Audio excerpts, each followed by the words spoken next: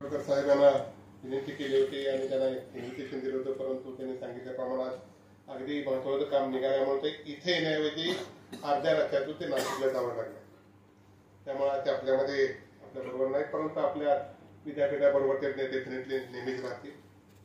आजच्या कार्यक्रमाचे मुख्य अतिथी माननीय श्री मधुकर शिंदे साहेब, माजी IPS तथा सामाजिक कार्यकर्ते, माननीय श्री जगन्नाथ बघेल साहेब, ज्येष्ठ विचारवंत व साहित्यिक, माननीय मोरारजी पासपोर्ट साहेब, प्रसिद्ध विचारवंत आणि सामाजिक कार्यकर्ते, माजी महापौर वाक्षेताई यांनी या नामविस्ताराच्या प्रस्तावापासून सुरुवात केली आणि अजूनही बरोबरच आहे, बरोबर राहतील. माझे सहकारी कुलगुरू दामा सर, आज ते इथे राहणार होते, परंतु त्यांना काही सरकारी कामासाठी मुंबईला जावं लागलं, त्यामुळे ते आपल्यामध्ये आज हजर नाही. माझ्या विद्यापीठाच्या कुलसचिव योगिनी घारे मॅडम, सर्व संकुलाचे संचालक, विद्यापीठाच्या विविध प्राधिकरणाचे सदस्य, या विद्यापीठाच्या नामविस्तारासाठी ज्या सर्वांनी सहभाग घेतला आणि ते साध्य केले ते सर्व, माझे शिक्षकेतर कर्मचारी, विद्यार्थी आणि विद्यार्थिनी आणि या सभागृहामध्ये मान्यवर बंधू आणि भगिनी, प्रथमतः आपले पुण्यश्लोक अहिल्यादेवी होळकर सोलापूर विद्यापीठाच्या 5व्या नामविस्तार दिनाच्या समारंभासाठी सर्वांचे स्वागत. मला वाटतंय अहिल्यादेवीच्या बद्दल बऱ्याचशा गोष्टी सांगितल्या गेल्या, त्यामुळे जास्त वेळ न घेता मला वाटते थोडक्यात पूर्ण करेन. आपल्याला माहिती आहे, इतिहास मध्ययुगीन भारताच्या त्याच्या दख्खनच्या मराठी सत्तेचा दबदबा पूर्ण भारतवर्षावरती होता आणि याच पिरियडमध्ये सुभेदार मल्हारराव होळकर यांनी पायाभरणी केलेल्या होळकर संस्थानाचे योगदान मराठी सत्तेचा दबदबा किंवा आठकेबार झेंडा फडकवण्यासाठी फार मोठं मोलाचं काम केलं. आणि याच सुभेदार मल्हारराव होळकर यांच्या मार्गदर्शनाखाली पुण्यश्लोक अहिल्यादेवीने राजकारभाराची धडे गिरवण्यास सुरुवात केली आणि शौर्य, पराक्रम, प्रशासनाची चतुराई, लष्करी राज्यकारभार, कारभारांचा चोख हिशेब, न्यायदान, धर्मकार्य या सर्व बाबतीत अहिल्यादेवी याच्या पुढे सुभेदार मल्हारराव होळकर यांचे व्यक्तित्व आणि कर्तृत्व मार्गदर्शक स्वरूपाचे होते. त्यामुळे अहिल्यादेवी होळकर यांच्या व्यक्तिमत्वाचे गुण बहरत गेले आणि 18व्या शतकात या राजवटीचा वाढता वेग वाढत गेला आणि त्याच्या कर्तव्य सलगा दाखवीत अनेक प्रभावशाली व प्रेरणादायी कार्य त्यांनी केलं. आपल्याला माहिती आहे, पुण्यश्लोक राजमाता अहिल्यादेवी होळकर यांनी आपल्या कार्यकाळामध्ये राजकीय, सामाजिक, प्रशासनिक कार्य करत असताना स्वतःचे दुःख बाजूला ठेवून एक असामान्य व्यक्तिमत्व, मुत्सद्दी राज्यकर्ती, कुशल प्रशासक, प्राजस्वल आणि महान रणनीती तज्ञ व निरपक्ष म्हणून मध्यमयुगीन भारताच्या इतिहासामध्ये अहिल्यादेवी होळकर यांचे महत्वपूर्ण योगदान आहे. आधुनिक काळात आज आपण महिला सबलीकरण साठी जेंडर इक्वॅलिटी याबाबत नेहमीच बोलत असतो, परंतु मला ते आपल्या वक्त्याने त्याबद्दल बरंच काय लिहिलं आणि अहिल्यादेवीने हे कार्य आपल्या प्रशासकीय धोरणामध्ये समाविष्ट करून महिलांच्या सबलीकरणासाठी खऱ्या अर्थाने सुरुवात केली होती. महिलांना लष्करात स्थान देऊन त्यांना प्रशासनात समाविष्ट करून त्यांच्या योग्यतेने त्यांना सन्मान करून महिला सबलीकरणाचा पायाभरणी त्यांनी त्यावेळी केला होता. आणि मला वाटते आज 33% आपण रिझर्वेशन मागतो, पण इथे तर 50% आहे आणि विद्यापीठात सुद्धा 50% नेहमीच राहील असा प्रयत्न नेहमी आहे. मला वाटते प्रशासनामध्ये सुद्धा 50% पेक्षा जास्त महिला असतील आणि इथून पुढे ते त्याची काळजी घेतली जाईल, त्यामुळे 33% नाही तर 50% आपण जाऊ. आज आपण पर्यावरण रक्षण आणि वृक्ष संगोपन याबाबत बोलत असतो. याविषयी देखील राजमाता अहिल्यादेवी यांची दूरदृष्टी आणि त्यांचा जो काही सहभाग होता तो दिसतो. त्यामध्ये रस्त्याच्या दुतर्फा उपयोगी व दाट सावली देणारी विशाल वृक्ष लावली होती. यामुळे येणाऱ्या जाणारी सोय झाली, ऑक्सिजन निर्मिती झाली, जी आज आपल्याला फार मोठं भीतीदायक वातावरण आहे, ओझोन डेप्युलेशन, आणि मला वाटते ते अहिल्यादेवीने त्यावेळी त्याचा विचार केला होता.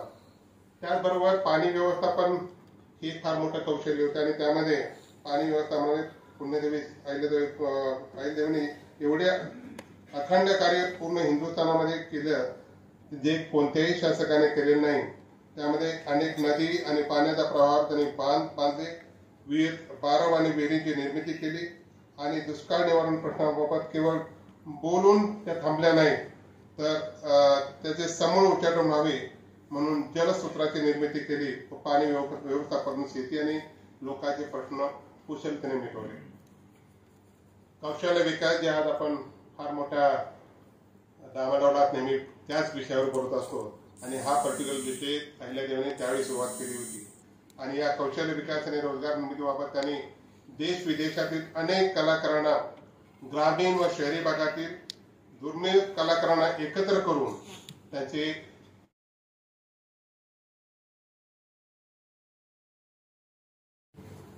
तसेच अनेक लघुउद्योग तयार केले, त्यांना सबसिडी दिली, जे आज आपण त्याला अनुदान म्हणतो, त्याला संरक्षण दिलं आणि अशा पद्धतीने कौशल्यातून विकास या नीतीचा त्यांनी अवलंब केला आणि रोजगार निर्मिती केली आणि हे त्यांनी त्यावेळेस जे स्वप्न होतं ते साकार करून दाखवलं. अशा अनेक पैलूद्वारे पुण्यश्लोक अहिल्यादेवी होळकर यांच्या व्यक्तिमत्वातून आपल्याला आदर्श घेता येईल आणि या आदर्शावर आपल्या विद्यापीठाची वाटचाल पुढे चालू राहील. आपल्याला जे काही करायचे आहे त्यामध्ये ज्ञान, विज्ञान, कौशल्य विकास, रोजगार निर्मिती, सामाजिक समरसता, सामाजिक समता, महिला सबलीकरण, पर्यावरण रक्षण या सर्व बाबीचा विचार आपण समोर ठेवला पाहिजे, जो अहिल्यादेवींचा विचार होता आणि त्या पद्धतीने आपण या विद्यापीठाचा विकास करणार आहोत. त्यांच्या संकल्पनेप्रमाणे आपण विद्यापीठाचा विकास करणार आहोत. आताच मला वाटते उन्माने साहेबांनी सांगितले की हा कार्यक्रम छोटेखानी झाला होता आणि त्यांनी इच्छा व्यक्त केली की अहिल्यादेवींची पुण्यतिथी, अहिल्यादेवींची जयंती आणि नामविस्तार दिन ही मोठ्या प्रमाणात मोठ्या थाटामाटात झाली पाहिजे. त्या दृष्टीने आम्ही या कार्यक्रमासाठी एक कमिटी गठीत करणार आहोत आणि ती कमिटी महिला अहिल्यादेवी होळकर डायरेक्टर जे कोणी असतील त्याच्या अध्यक्षतेखाली असेल. फक्त एवढाच प्रोग्राम किंवा एवढ्याच गोष्टी होणार नाहीत, तर मला वाटतं मी गेल्या आठवड्यामध्ये माझे कुलगुरू त्यांच्याशी विचार विनिमय करत असताना जेवढ्या अध्यासन आहेत किंवा जेवढ्या जयंत्या पुण्यतिथ्या गव्हर्नमेंटनं नामनिर्देशित केल्या ते सगळे कार्यक्रम मोठ्या पद्धतीने पार पाडावे त्यासाठी सुद्धा आम्ही समिती गठीत केलेली आहे. यामधून आमच्या विद्यार्थ्यांना या लोकांनी केलेल्या कार्याबद्दल माहिती मिळते आणि त्यापासून त्याच्यामध्ये परिवर्तन करण्याचा प्रयत्न होतो आणि म्हणून त्यासाठी सुद्धा आम्ही एक समिती गठीत केली आणि हे सगळे कार्यक्रम आम्ही मोठ्या प्रमाणावर साजरे करणार आहोत.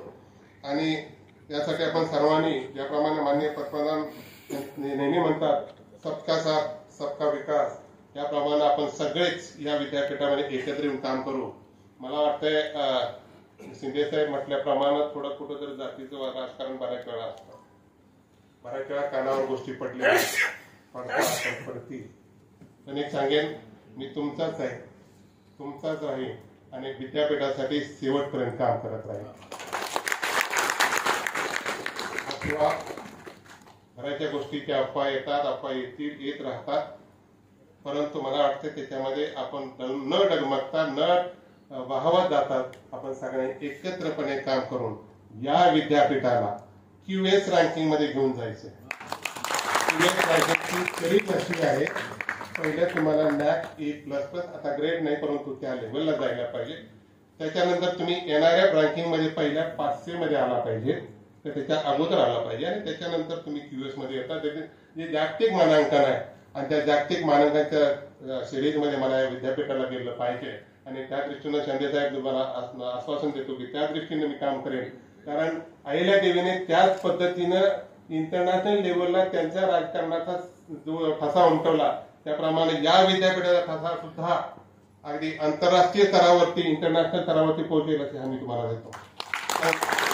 हे सगळं करत असताना माझे जे काही सहकारी आहेत, माझा प्रशासकीय स्टाफ असेल, शिक्षक असेल, शिक्षकेतर कर्मचारी असतील, माझे विद्यार्थी असतील, या सगळ्याचा सहभाग विद्यापीठाच्या उत्कर्षासाठी असला पाहिजे. मतभेद असू शकतात, परंतु मला वाटतं टार्गेट एक असेल तर सगळ्या गोष्टी साध्य होतात. जरी वेगवेगळ्या मतांनी कामं केली तरी, टार्गेट एक टीम केली तरी सगळ्या गोष्टी साध्य होतात आणि मला वाटतं तशा पद्धतीने आपण काम करू असं एक प्रत्येकाने प्रतिज्ञा करू आणि पुन्हा एकदा नामविस्तार दिनाच्या आपल्या सर्वांना शुभेच्छा देतो आणि थांबतो. धन्यवाद. दिली नाही, त्यांनी फक्त एक मेसेज पाठवला पेशव्यांकडे. तो मेसेज असा होता, तुम्ही चाल करून या, तुम्ही जर जिंकलात तरीही हार तुमचीच होणार आहे, तुम्ही जर हरलात तरीही हार तुमचीच असणार आहे. याचा मागचा अर्थ खूप मोठा होता. तुम्ही जर जिंकलात तर समाजात तुमचं असं होणार आहे हसं की एका बाईशी लढून तुम्ही जिंकलात, काय त्यात एवढं विशेष. आणि जर मी जिंकले आणि तुम्ही हरलात तर त्याहून नाचक्की होणार आहे की एका बाईकडून महिलेकडून तुम्ही हरलात. हा संदेश पोचल्यानंतर पेशव्यांनी कधीही अहिल्यादेवींवरती हल्ला केला नाही. त्यांचं जे कर्तृत्व आहे, जे धोरण आहे आणि कुठेही स्वतःचं नुकसान होऊ न देता, प्रजेला त्रास होऊ न देता, सर्व अबाधित ठेवूनही आपण आपलं अत्यंत योग्य रीतीने बुद्धीचा वापर करून समोरच्याला नामोहरम करणं, हे जे प्रशासन आहे शांतपणे, हे त्यांच्याकडून खरोखरी शिकण्यासारखं आहे. सर, असं एखादं तरी उदाहरण आम्ही डोळ्यासमोर, I being a female, I really feel really proud to be here as a registrar of this university, which name is पुण्यश्लोक अहिल्यादेवी होळकर सोलापूर विद्यापीठ. या विद्यापीठाची पहिली रजिस्ट्रार महिला म्हणून मलाही खूप अभिमान आहे या गोष्टीचा आणि स्वतःला मी भाग्यवान समजते की मला काहीतरी योगदान देण्याचा संधी इथे प्राप्त झाली आहे. साहेब, आपले खूप खूप आभार. आपण येऊन आपलं मत व्यक्त केलं. मुरारजी पाचपोळे साहेब,